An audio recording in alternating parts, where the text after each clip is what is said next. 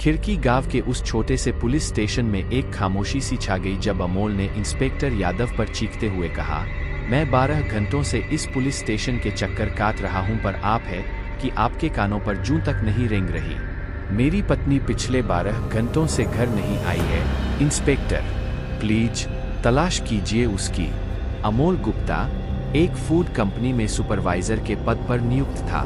कदकाठी, शक्ल सूरत बहुत आम थी, रंग सांवले से थोड़ा कम था, पूरी तरह श्याम वर्ण भी नहीं कहेंगे। अपने छोटे से परिवार में बहुत खुश था।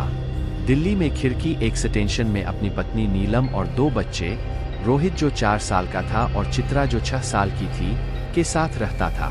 सब कुछ बहुत अच्छा चल रहा था। नीलम जैसी सुंदर सर्वगुण संपन्न पत्नी पा अमोल अपने आप को बहुत खुशकिस्मत समझता था। प्रायः लोग उन दोनों की जोड़ी देख आश्चर्यचकित रह जाते थे। नीलम बहुत खूबसूरत, सुडौल शरीर और हंसमुख स्वभाव की महिला थी। कोई भी उसकी तरफ आकर्षित हुए बिना नहीं रह सकता था। और अमोल एक आम सा दिखने वाला, चुपचाप और शांत स्वभाव का व्यक्ति था। लोग चाहे जो भी कहें, वह दोनों आपस में बहुत खुश थे। आज भी शादी का दिन याद आता है उसे, जब नीलम को देखकर उसके सभी दोस्त हक्के बक्के रह गए थे। यार, तेरी तो लॉटरी लग गई, क्या खूबसूरत लड़की मिली है तुझे, अमोल के दोस्त संजय ने ताना मारते हुए कहा। हाँ यार, लंगूर को हूर मिल गई, पुनीत हंसते हुए बोला। अमोल का मन तो कर रहा था कि सबका मुंह तोड़ दे। अंदर एक तूफान चल रहा था, पर वो अपने मन को संभाल कर बैठा था। कोई तमाशा नहीं चाहता था। पर जब उसके दोस्त साहिल ने टिप्पणी कसी, यार क्या चीज है, मजे है तेरे भाई, आज रात। ये सुनते ही अमोल का खून खौल उठा। अमोल जी, जिसे जो कहना है कहने दीजिए, लोग तो कहते ही रहेंगे, आप शांत रहिए। नीलम के विनम्र निवेदन पर अमोल शांति से बैठ गया। शादी की पहली रात जब वो कमरे में आया, तब भी उसके मन में अपने दोस्तों द्वारा बोले गए शब्द गूंज रहे थे। वो चुपचाप जाकर खिड़की के पास खड़ा हो गया। उसका ऐसा बर्ताव देख नीलम थोड़ी घबरा गई। वह पलंग से उठ उसके पास जाकर बोली, क्या बात है, आप ठीक तो है, क्या मुझसे कुछ गलती हुई है? अमोल ने घूमकर नीलम की आंखों में देखते हुए कहा, नीलम, आपसे एक बात पूछनी है, आप बुरा तो नहीं मानेंगी? नहीं, पूछिए, नीलम ने मुस्कुराते हुए कहा। आपने, मतलब, आप इतनी खूबसूरत है, आपको तो कोई भी हैंडसम लड़का मिल सकता था, फिर आपने मुझसे शादी क्यों की? क्यों, आप हैंडसम नहीं हैं क्या? नीलम ने अमोल के करीब आते हुए कहा। ये मेरे सवाल का जवाब नहीं है नीलम। खूबसूरत की परिभाषा हर किसी के लिए अलग होती है अमोल जी। कुछ लोग खूबसूरत शक्ल और खूबसूरत बदन वाले इंसान को ही खूबसूरत मानते हैं, पर मेरे हिसाब से खूबसूरत शक्ल या जिस्म नहीं होता, खूबसूरत इंसान का मन होता है, जो आपका है। पिछले साल दुर्गा मौसी की बेटी की शादी में आपको थोड़ा जानने का मौका मिला था।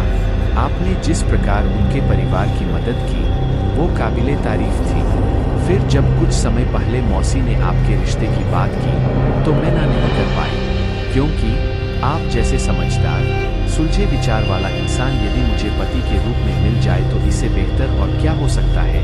नीलम ने कहा। अमोल ने उसकी आंखों में देखते हुए पूछा, आप पर कोई प्रेशर तो नहीं था ना? नीलम ने आशिकाना अंदाज में जवाब दिया, बहुत प्रेशर था, ये जानने का कि जिसका मन इतना खूबसूरत है, उसके प्यार करने का अंदाज कितना खूबसूरत होगा। अमोल ने मुस्कुराते हुए नीलम को गले से लगा लिया और फिर दोनों उस चांदनी रात में एक दूसरे में खो गए। नीलम ने जैसे अमोल की जिंदगी ही पलट दी। उसके प्यार ने उसके जीवन को एक नई दिशा प्रदान की। वो अमोल, जो अपने रंगरूप के कारण लोगों के बीच जाने से कतराता था, अब बेझिझक सबके साथ उठता बैठता था। हालांकि अभी भी लोग ताने मारने से बाज नहीं आते थे। नीलम और उसकी जोड़ी किसी को भी परफेक्ट नहीं नजर आती थी, पर अब अमोल को कोई फर्क नहीं पड़ता था। अमोल, परफेक्ट रिश्ता वैसे भी कोई नहीं होता।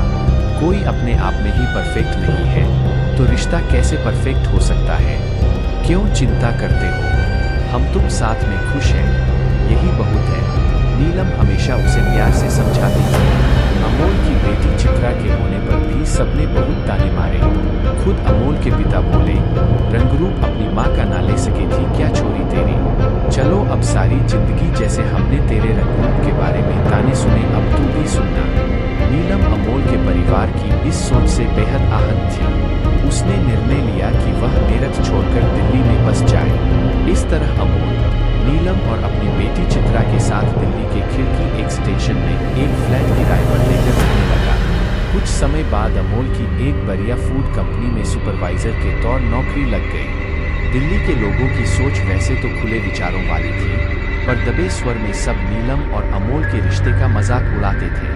अमोल को इस बात का आभास था, पर नीलम की समझदारी के कारण उसने इन सब बातों को नजरअंदाज करना शुरू कर दिया और दोनों एक खुशहाल जीवन व्यतीत करने लगे। पर इस खुशी को नजर लग गई। 16 जुलाई सुबह नीलम तैयार होकर से निकली और आज 17 जुलाई हो गई, घर वापस नहीं आई। अमोल के ये सोचकर हाथ पांव फूल रहे थे कि कहीं नीलम किसी मुसीबत में तो नहीं पड़ गई, क्या वो किसी दुर्घटना का शिकार तो नहीं हो गई। अगला भाग जल्दी प्रकाशित होगा।